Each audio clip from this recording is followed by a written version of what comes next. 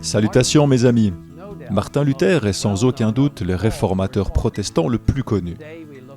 Aujourd'hui, nous allons examiner la vie et les œuvres de cet important homme de Dieu en analysant les points saillants du chapitre 7 du livre « La tragédie des siècles », intitulé « Luther se sépare de Rome ».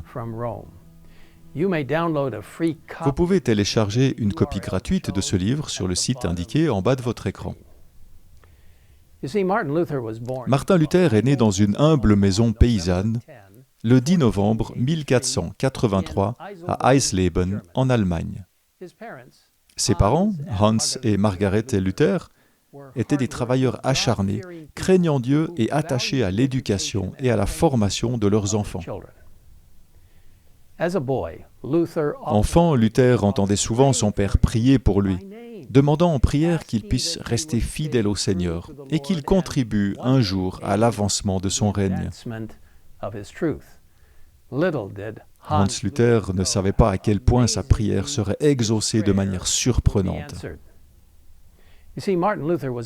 Martin Luther était un étudiant assidu et à l'âge de 18 ans, il entra à l'université d'Erfurt où il excella dans ses études. Cependant, il ressentait une profonde dépendance à l'égard de Dieu. Il commençait chacune de ses journées par la prière et vivait dans une attitude d'intercession.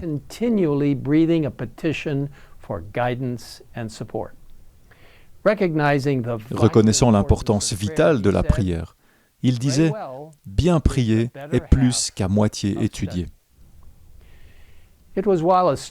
C'est lorsqu'il était étudiant à l'université que Luther s'est familiarisé pour la première fois avec les Écritures.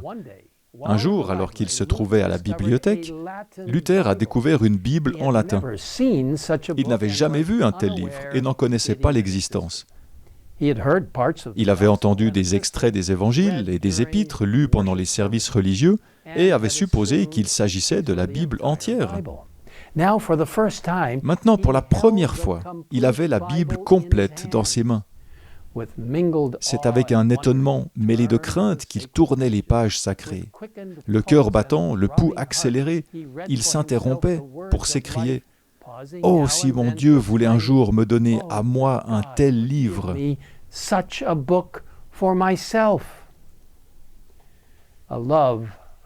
Un amour pour la parole de Dieu s'est allumé dans le cœur de Luther qui ne s'éteindra jamais.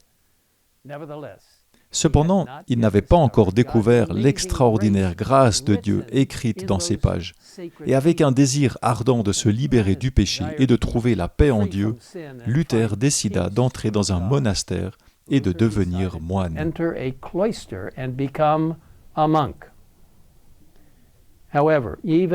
Cependant, même dans sa vie monastique, dépouillée et rigide, Martin Luther ne trouva pas la paix à laquelle son âme aspirait. C'est alors que Dieu lui envoya un ami nommé Staupitz, qui l'aida à comprendre la parole de Dieu et le supplia de ne plus contempler le châtiment dû au péché, mais de regarder à Jésus, son Sauveur, prêt à pardonner.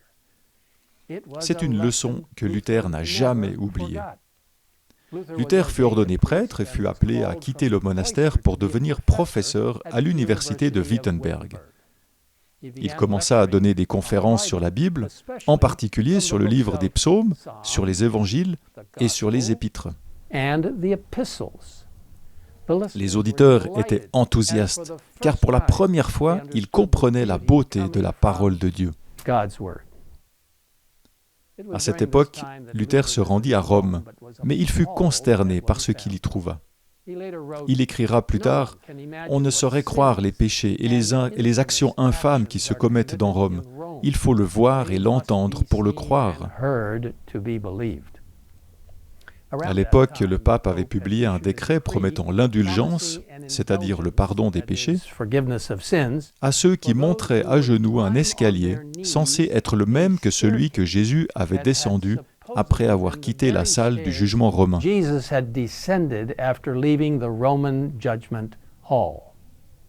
Luther se rendit sur place, et tandis qu'il montait lentement l'escalier à genoux, un passage des Écritures lui vint à l'esprit, le texte de Romains 1 au verset 17. « Le juste vivra par la foi.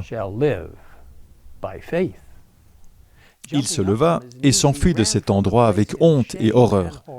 Il avait vu, comme jamais auparavant, combien il est erroné de chercher le salut dans les œuvres. Il comprit aussi la nécessité de la foi au mérite de Jésus-Christ. Luther retourna à Wittenberg, où il obtint rapidement le titre de docteur en théologie. Le feu de la vérité brûlant dans son cœur, il se mit à prêcher comme jamais auparavant la vérité de l'amour du Sauveur et l'assurance du pardon et de la paix par son sang expiatoire. Il s'éleva directement contre Rome et contre la vente d'indulgences, déclarant que la grâce est un don gratuit de Dieu.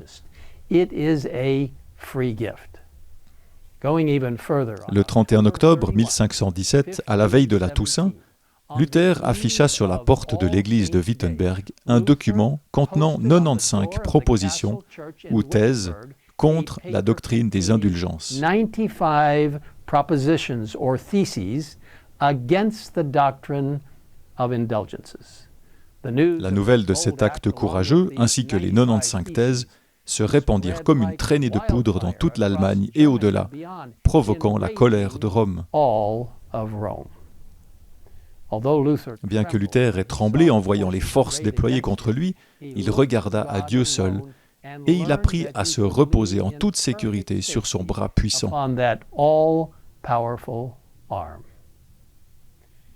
Mes amis, aujourd'hui nous pouvons, nous aussi, nous reposer en parfaite sécurité sur le bras puissant de Dieu, en faisant confiance à sa parole et en nous appuyant sur sa force. La semaine prochaine, nous continuerons à nous intéresser à la vie et à l'œuvre incroyable de Martin Luther.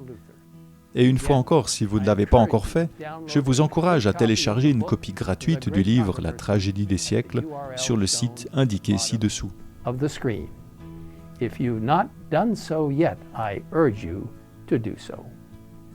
Et maintenant, je vous invite à prier avec moi. Père Céleste, merci d'avoir inspiré à Martin Luther les paroles des Écritures, selon lesquelles le juste vivra par la foi, afin qu'il puisse comprendre, en lisant la parole, tout l'impact de ce qu'est réellement la vérité.